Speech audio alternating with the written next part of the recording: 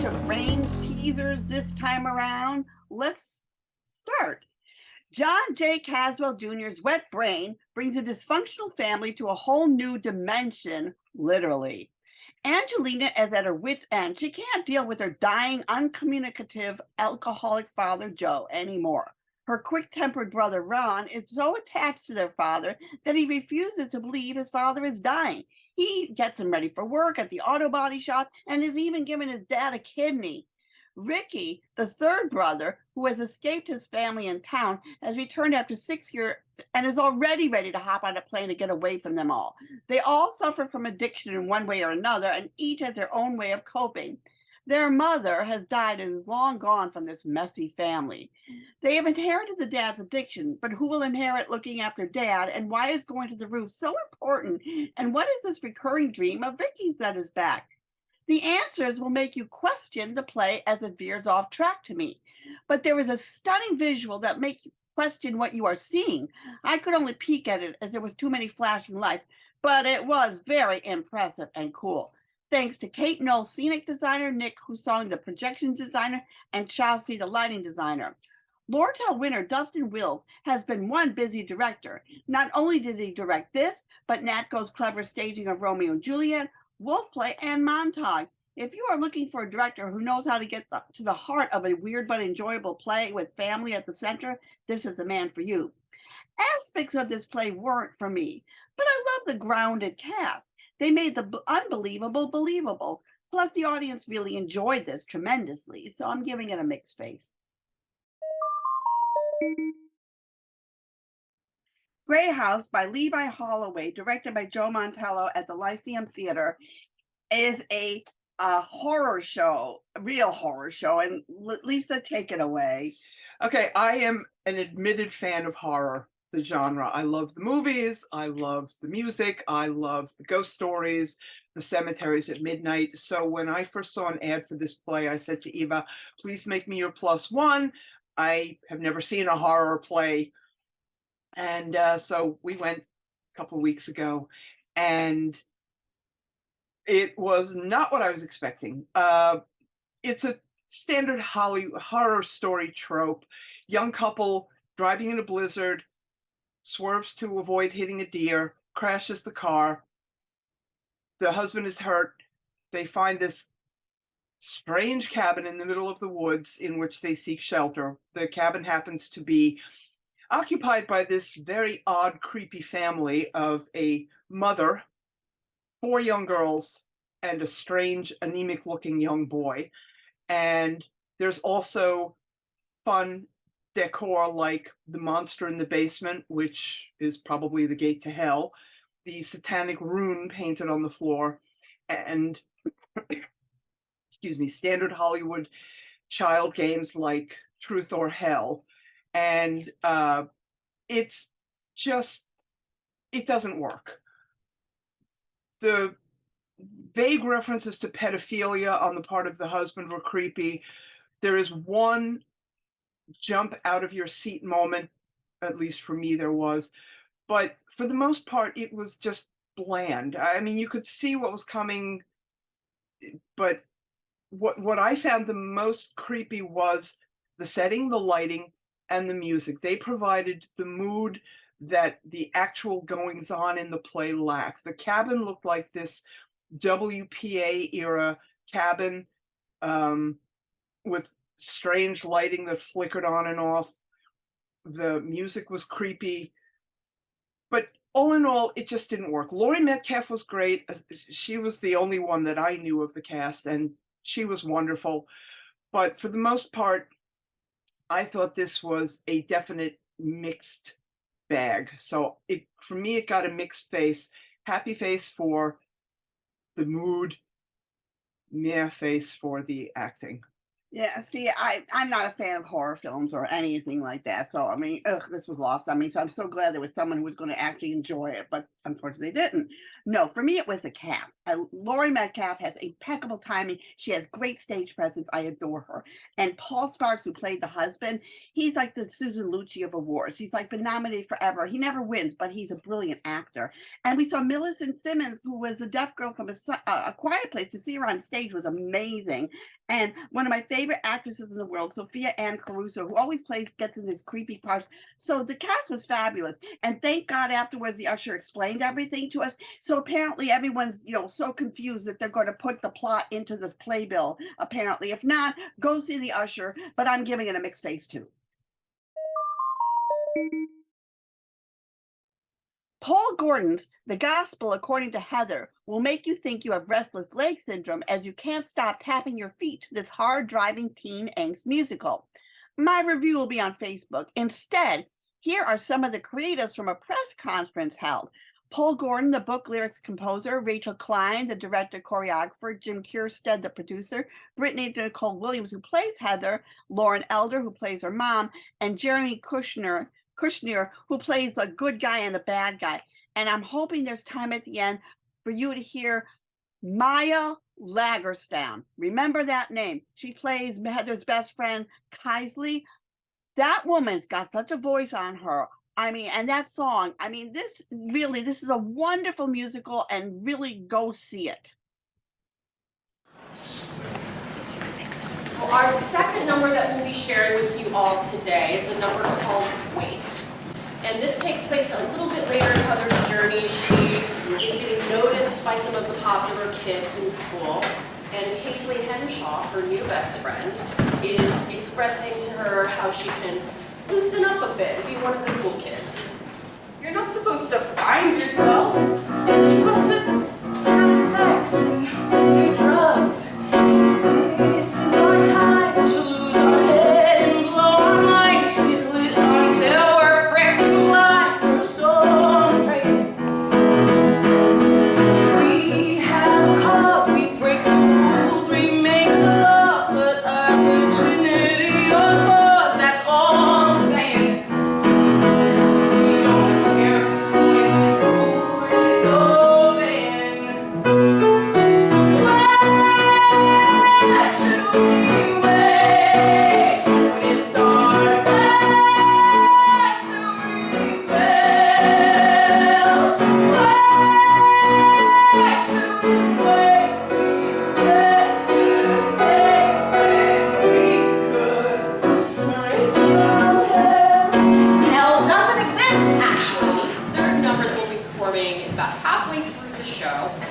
and this is after Heather's nemesis, right-wing podcast host Booker Ralston, has made it his mission to prove Heather to be a fraud now that she's committing what people are believing to be miracles around town. So this song takes place right in the middle of the media frenzy, and it is called Breaking News. Turn off the cable, put down the phone, call off the masses. Can't they just stop and let me go? Right along the schoolyard, cancel the priest, withdraw your forces. Mother of mercy, leave me in peace. I don't wanna be a girl in the spotlight. I don't wanna breathe. I don't wanna be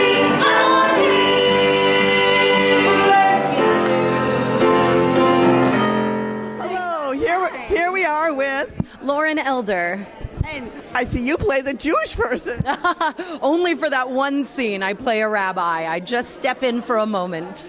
I love the line about kosher. That was me laughing. I heard you laugh. I love that line too. I think it's so fun. I was going to go after this to Mr. Kosher and get a kosher meal. Yeah. Just on the block. Oh my gosh, I love that. I'll have to visit. What other parts do you play? What's your main part? My main part is Grace Krebs. I play Heather's mother. I was wondering who her mother was. I'm like, is she an orphan? Where's the mother? Right here.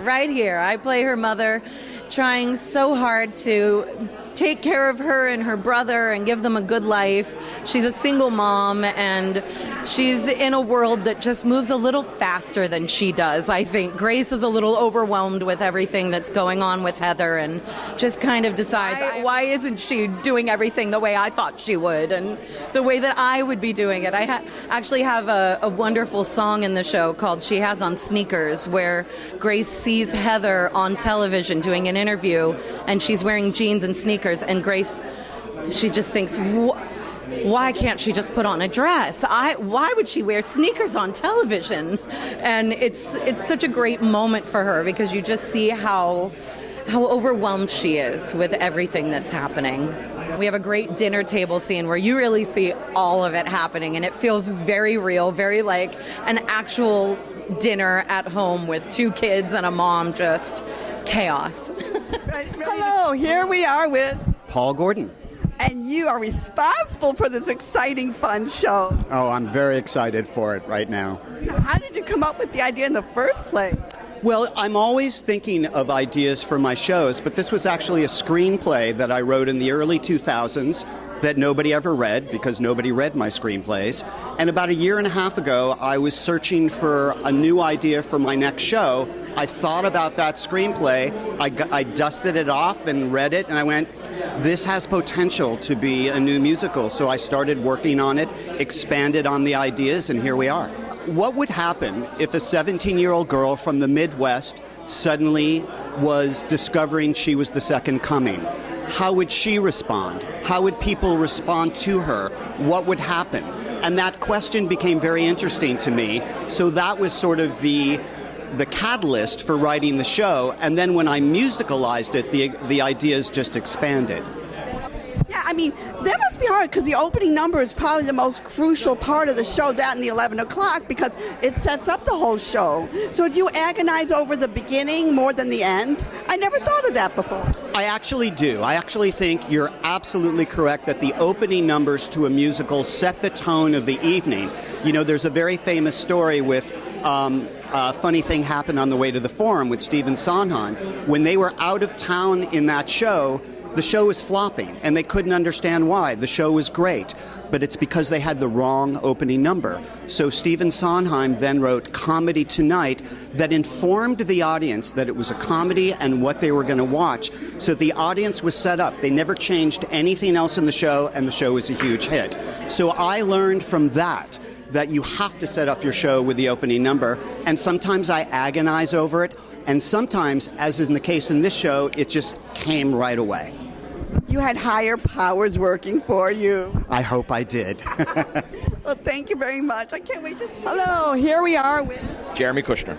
I think the story is definitely timely. I think that the way that we're so the country is so divided on so many things, and yet we're still all living the same lives, breathing the same air, just trying to love and be with the people that we care about and do the things that we care about. This is a great story for that. I think it's just really about loving your fellow man and being okay with who you are and being the most authentic version of that. And I think Heather sort of finds that on this journey. And so it's a really good story for today. I'm Jim Kierstead. I'm the commercial producer on The Gospel According to Heather. You're responsible for getting Rachel Klein. Good for you. Oh, Rachel's a dear friend. We've known each other for probably about 10 years, and we've always wanted to work on a project together. And when Paul sent me this one, I fell in love with it immediately, and I right away knew that Rachel would be the perfect director for it. So I called her up and I said, I've got to play this music for you. And we were literally on a Zoom. This was a couple of years ago. We were still doing Zooms back then. And, I said, Rachel, I'm going to play you a couple songs from this amazing show that you have to do, and we're going to do it together. And she listened, and she's like, 100%. And the other thing that helped is Paul Gordon is an incredible writer. He wrote the book, music, and lyrics for this show. He's been a friend for a lot of years, and we both are big fans of streaming. So Paul's done a lot of streaming. I created a company called Broadway Virtual during the pandemic, so we were doing a lot of streaming. So Paul and I always had that in common. But Paul is a very fast writer, an amazing collaborator, and he's got a great sense of story and music. And, he's just been a really good friend and a pleasure to work with putting this together. So you could tell what I like to do is enable everybody to do their job, but I also come to the show as an educated audience member. So when I see something that doesn't really make sense to me or that I'm not responding to, I can put into words what I think a regular audience member would think, and then I can bring that up as a concern. And then Paul has been so gracious and really collaborative and has always worked to address all those concerns, and that's why we were able to do this so quickly. So I wish all writers were like Paul. He's terrific. And it helps that you know the director so well too, so you can't probably think alike. Absolutely. We have a really close shorthand. And, you know... Congratulations. This looks like a lot of fun. I can't wait because I love this sort of thing. Thank you. I can't wait for you to see it. And I can't wait for your viewers, your listeners, and everybody else to see it as well. I think they'll have a real good time. Thank you. Paul says it best when he says, he just was thinking about it during the pandemic. Well, what if the second coming in Christianity, or the first coming in Judaism, or the final coming in Islam, or the 17th coming in Hinduism, like what if that coming were a teenage girl from Ohio now? Like, what would that be? How would that be perceived? And so the show starts out, yes, in this kind of Mean Girls, Heathers, otherness kind of land, but where it goes is completely unexpected. And you have Heather, our protagonist, who's too smart for her own good, and she's excelling in all of her studies. She doesn't fit in. She's an outsider. She's a bit alternative. She's already experiencing enough otherness in her life. And then she starts developing these powers. She starts being awakened to something supernatural within herself. And she doesn't want it. She didn't ask for it. She just wants to fit in, and this is not helping her case in trying to fit in. It's like every superhero out there, they all, Peter Parker, none of them want this gift. Exactly. She didn't ask for it, and there it is. And so it's very allegorical, coming-of-age kind of story where in order to get comfortable in her own skin, she needs to accept herself. So it's universal, even though she does have special powers. The messaging is the same for anyone who is in this particular situation. Anybody in high school, anybody in college, anybody that is uncomfortable with who they are and really needing to find themselves and embrace who they are and love themselves. And that's the ultimate message of the show. It's also like a modern day Joan of Arc. A little bit, yeah. Because she saves people, and she also, because as you saw in the clip from Breaking News, she has this media circus surrounding her that she didn't ask for.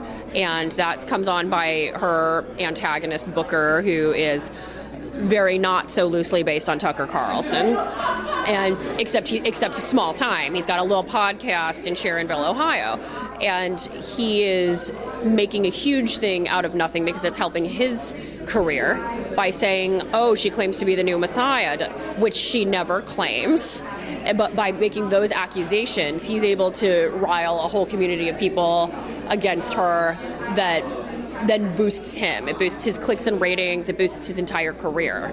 So he's using her as a catalyst for his own self-interest. The usual taking advantage of a good person. Exactly. By a bad person. Exactly. Well, it looks really fun. Oh, good. Oh, I'm so glad. I can't wait for you to see the full production. I was already laughing and got in trouble for it. Oh, no. How did you get it? Who got you in trouble for laughing? I always get in trouble for laughing, but I was enjoying myself way too much. Oh, my gosh. No, there's never a too much for how much you're allowed to enjoy yourself. Hello, here we are with Brittany Nicole Williams. And you play the titular Heather. Yes, I do. So, how do you relate to you look like you're already in high school. So how do you relate to this character? And I bet you're glad you're not in high school anymore. I'm definitely glad I'm not in high school anymore, but that was very sweet. I relate to Heather. I feel like a lot of people relate to Heather.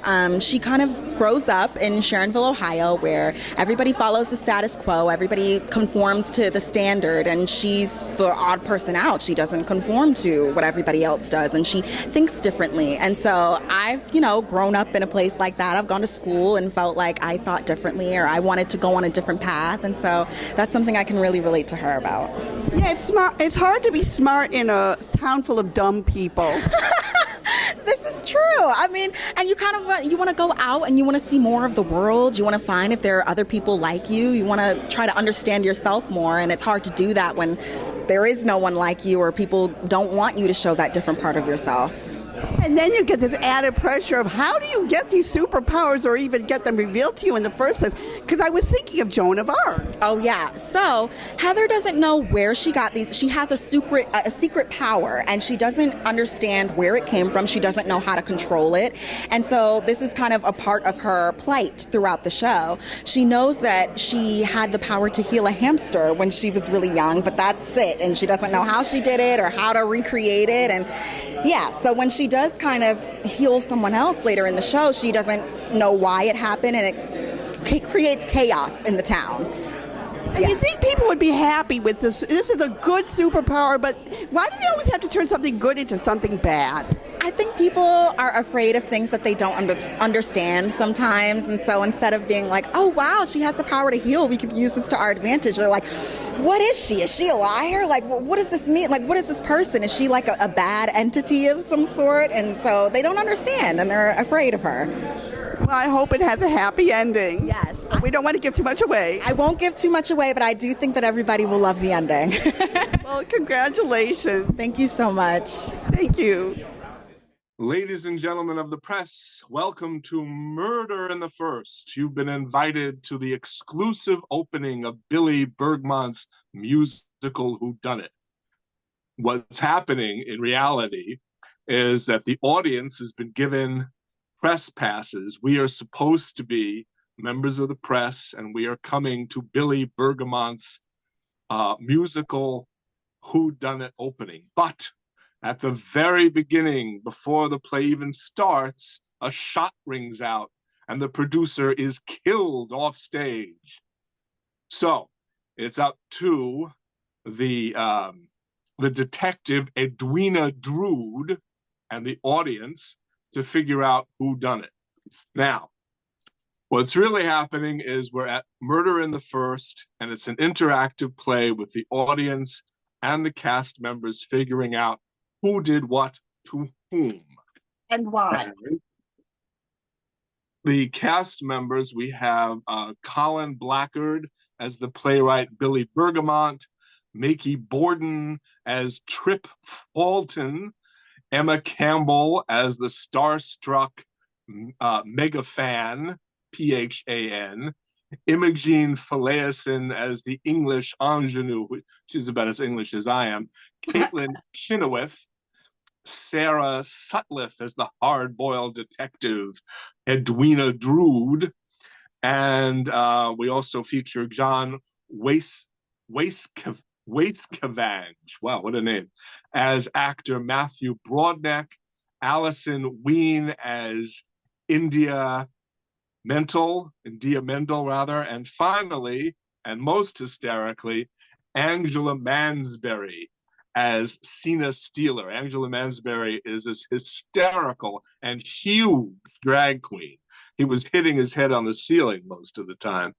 But the point is, it's an evening of gaiety, it's an evening of fun, and you have to figure out who done it. And of course, at the end, Detective Drood tells everyone who she thinks is the culprit, and then fini.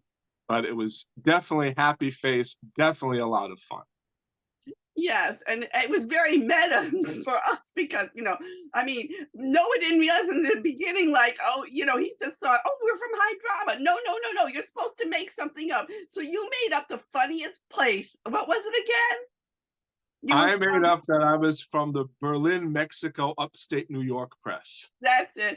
I don't remember what I was, but I made something up too. But it was so much fun talking to everyone because you're just like, I had a long conversation with Matthew Broadneck, and you really start to care for these characters. So you don't want them to be the murderer. So I pinned it on a ridiculous one. I like coming up with ridiculous theories that make no sense whatsoever and very convoluted because it's more fun that way than to go for who it probably really is, which is what makes it even more fun because you kind of create your own drama.